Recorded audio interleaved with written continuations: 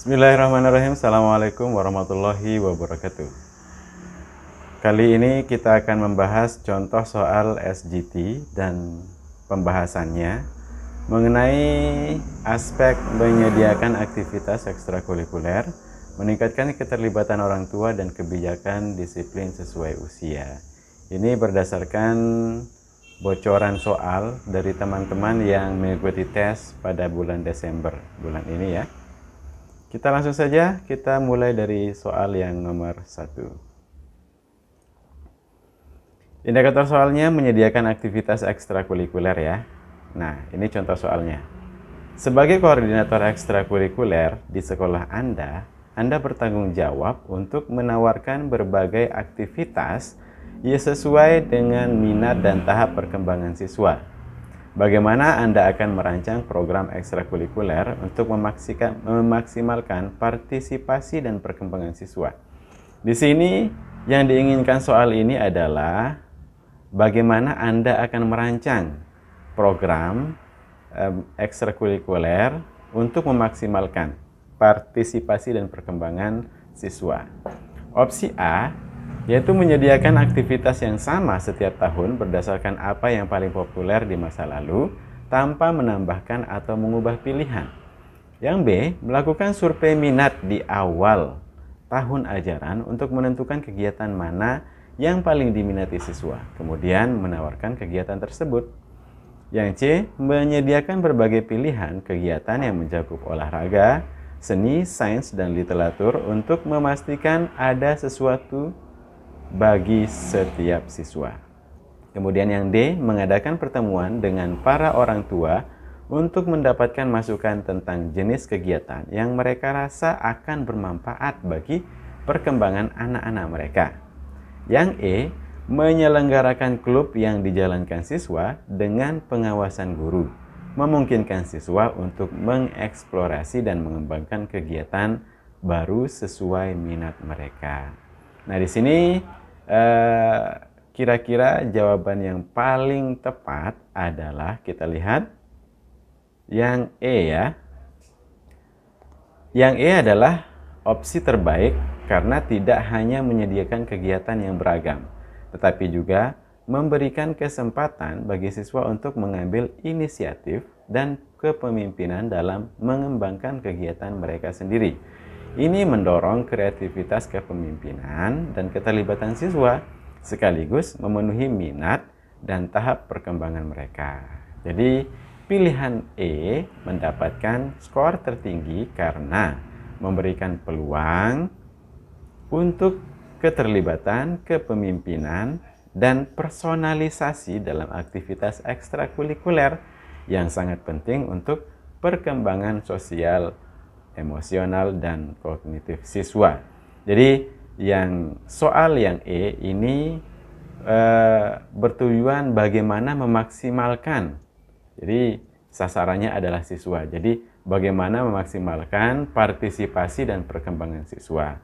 Yaitu pilihan yang paling benar adalah menyelenggarakan klub yang dijalankan siswa dengan pengawasan guru, memungkinkan siswa untuk mengeksplorasi dan mengembangkan kegiatan baru yang sesuai dengan minat mereka. Jadi tipsnya adalah kita harus tahu dulu mengidentifikasi kemauan soal. Jadi kalau soalnya yang terkait dengan siswa, jadi jawabannya pun harus sesuai dengan siswa juga, bagaimana memaksimalkan siswa dalam mengembangkan berbagai aspek individu mereka.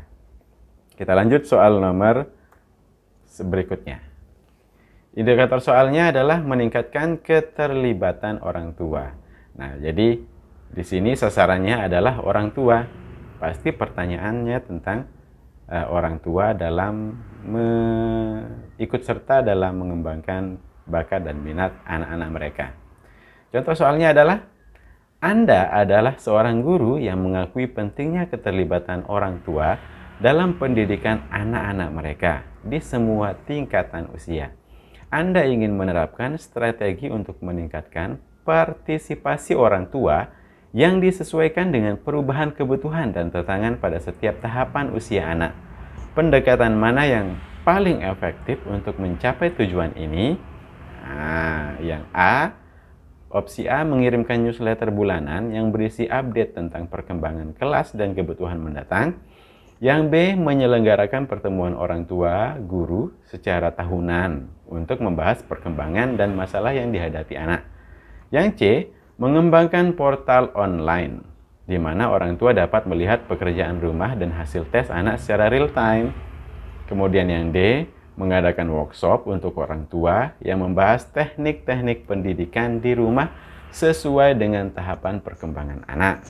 Yang E, mengatur program mentoring di mana orang tua dengan pengalaman mendidik anak pada tahapan tertentu dapat berbagi pengalaman dan saran dengan orang tua yang anaknya baru memasuki tahapan tersebut. Nah, ini soalnya adalah bertanya tentang partisipasi orang tua. Jadi, kira-kira jawaban yang paling benar adalah yang opsi D, yaitu workshop untuk orang tua.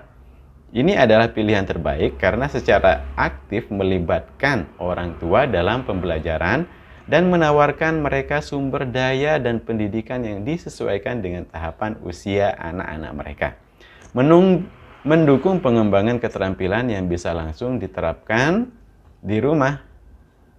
Jadi di soal ini pilihan D mendapatkan skor tertinggi karena tidak hanya menyediakan informasi yang relevan dengan kebutuhan dan tantangan yang dihadapi orang tua pada tahapan usia tertentu, tetapi juga memperkuat keterlibatan orang tua melalui pendidikan dan pengembangan keterampilan yang langsung diterapkan, mempromosikan pendekatan pendidik holistik yang mencakup baik sekolah maupun di rumah. Baik, itu dia ya. Kita lanjut ke soal berikutnya. Indikator soalnya adalah kebijakan disiplin sesuai usia. Jadi sebagai guru kita harus tahu, harus memahami bagaimana mendisiplinkan siswa sesuai dengan tingkat tahapan usia mereka. Contoh soalnya adalah, Anda adalah seorang guru yang menghadapi tantangan untuk mengadaptasi pendekatan disiplin yang efektif yang berbeda antara siswa yang lebih muda dan yang lebih tua. Tujuan Anda adalah memastikan bahwa tindakan disiplin mendidik dan memperbaiki perilaku bukan hanya menghukum. Pendekatan mana yang paling efektif dalam konteks ini? Kita lihat opsi A menerapkan satu kebijakan disiplin yang sama untuk semua siswa, menekankan konsistensi dan keadilan. Yang B, menggunakan time out sebagai tindakan disiplin utama untuk siswa yang lebih muda, sementara untuk siswa yang lebih tua diberikan tugas tambahan sebagai konsekuensinya. Kemudian mengadakan sesi yang C, mengadakan sesi konseling individu untuk siswa yang lebih tua yang melanggar aturan, sementara siswa yang lebih muda hanya diberikan peringatan secara lisan. Yang D, mendesain sistem poin di mana siswa dapat memperoleh atau kehilangan poin berdasarkan perilaku mereka dengan konsistensi yang disesuaikan untuk berbagai tingkatan usia. Yang E, membuat workshop tentang manajemen emosi dan konsekuensi sosial dari perilaku disesuaikan dengan kelompok usia yang berbeda. Nah, dari soal ini kita harus tahu, kita harus memahami dulu bagaimana mendisiplinkan siswa sesuai dengan tahapan usia mereka.